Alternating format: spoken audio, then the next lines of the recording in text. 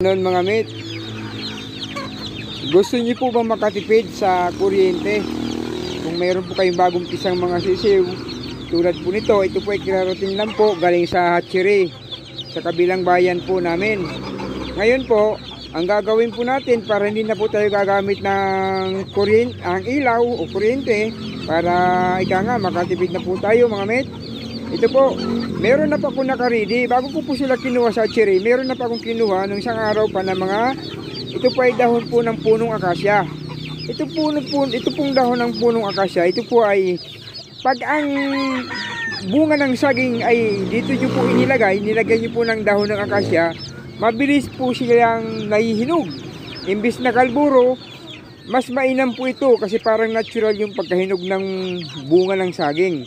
Ngayon, naisip ko po na mukhang mainam din po itong gamitin sa ating mga bagong pisang sisiw para hindi na po tayo gagamit ng ilaw para makatipid po tayo sa kuryente.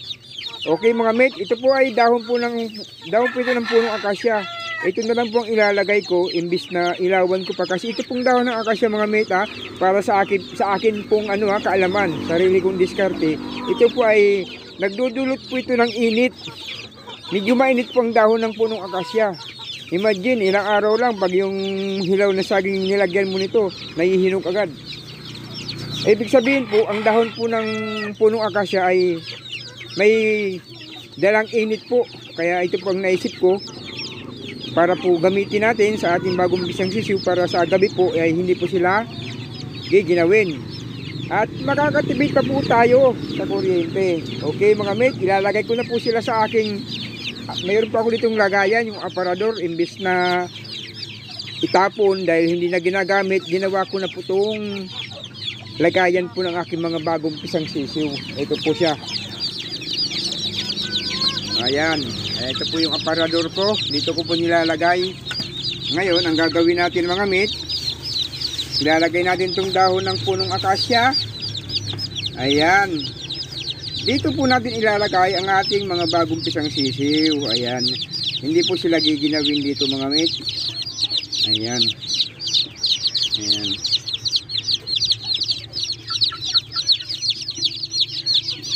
May dulot na init po itong dahon ng akasya mga mate. Kaya kahit na hindi na po tayo magpailaw sa gabi, para sa gabi po makakatulog na po sila. Parang tao rin kapag laging gising po yat kulang sa tulog, siyempre ika nga mas healthy ang hayop lalo na tao kapag may kumpletong tulog. Ang mga manok ay ganun din po, lalo na po itong mga sisiw. Ayan, ginawan ko lang po ng paraan para hindi na po tayo gagamit ng ilaw. Para sa gabi po matutulog na lang po sila. Din kinabukasan natin sila pagkakainin at painumin po ng sariwang tubig na mayroong multivitamin. Ayan, ito po yung mga dahon ng punong akasya mga mate. Sinishare ko lang po sa inyo para po sa ating mga backyard breeder na tulad ko, lalo pa yung mga nag-uumpisa pa lang. Siyempre iba na yung marunong tayo magtipid dahil po sa hirap po ng buhay. Kailangan mapamaraan po tayo mga mate. Ayan, ngayon ito po, i-close ko lang po ito. Ay, i-close ko lang ito ng ganyan. Ito po yung pinto niya. Ayan. Tapos, lalagyan ko lang po siya bibigyan ko lang po siya ng kunting siwang para may hangin. Ayan, kabilaan po ito. Ayan, kabilaan may kunting siwang. And then, pag bagong pisa mga mate, para po sa mga baguhan, kailangan po natin silang bigyan ng tubig. Mas maganda tubig na mayroon pong dextrose powder. Then lagyan po natin ng brown sugar.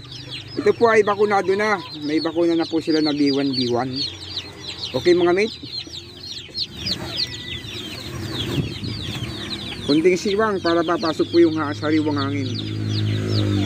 Para sa bagong pisa na mga sisiw mate, ito mate lagyan ito yung ang inuman nila. Lagyan natin ng kunting brown sugar. Ayan. Mas maganda po, bigyan din natin sila ng ito po, dextrose powder, kahit isang kutsarita lang, para anti-stress po mga mate. Ito po yun. Then bibigyan po natin sila ng check poster mga mate para po sa ating mga ano to, ha, sa mga baguhan. Ayan, pero wag niyo po munang bibigyan ng pagkain. Una po nating ibigay sa kanila ay tubig dahil kalalabas lang po nila sa hatchery. Okay? Ito muna tubig, i-mix nyo lang para maghalo yung dextrose sa kanyang brown sugar. Then saka po natin ibigay sa ating mga bagong pisang sisiw. Dahil nga po mga mate, inabot na po ng gabi. Dahil galing pa po ito sa kabilang bayan. Ito na po, ilawan na lang natin. Ayan, para makainom po sila. Ayan po. Ayan. Ayan, iinom na po ang mga yan. Ayan, nagkusa na sila uminom. Ayan na. Ayan na mga mate, umiinom na po sila. Ayan. Tubig muna ang nating ibibigay po sa kanila mga mate. Ayan o, kusa silang umiinom. Kahit na hindi mo na ipagdudulan sa kanila yung inumin. Kusa na po silang umiinom. Ayan, ayan. Ayan. Umiinom sila.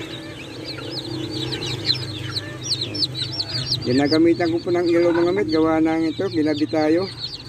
Galing pa ako sa kabilang bayan. Doon ko po ito kinuha sa isang hatchery sa amin sa kabilang bayan ng Pangasinan. Ito po. Ayan. Ayan. Umiinom na po sila ng kusa. Ayan. Pag nakainom na po sila mga mate, pwede na po natin bigyan ng konting pagkain at check booster.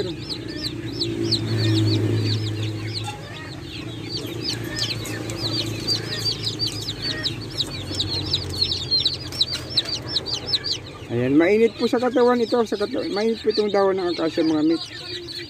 Hindi na po natin itong iilawan. Pagkatapos po nilang uminom para po makapagpahinga na po sila. Kahit na bukas na lang po natin sila pagkainin. Kasi kapipisa lang po nito. Importante po makainom po sila ng mayroong dextrose powder na hinaluan po natin na brown sugar mga mate.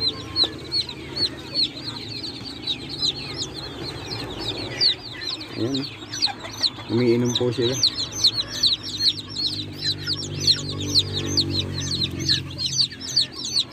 Okay mga mate, dahil bagong pisa lang po ito mga mate, kahit na bukas na lang po natin sila bigyan ng pagkain. Ang importante po, nakainom na po sila ng tubig na mayroong brown sugar dahil bago po silang bakuna. Brown sugar na nilagyan din po natin ng dextrose powder. Ayan. Sige mga mate, para makapagpahinga na po sila at para bukas na po sila mag-aalmusal dahil ginabi na po tayo.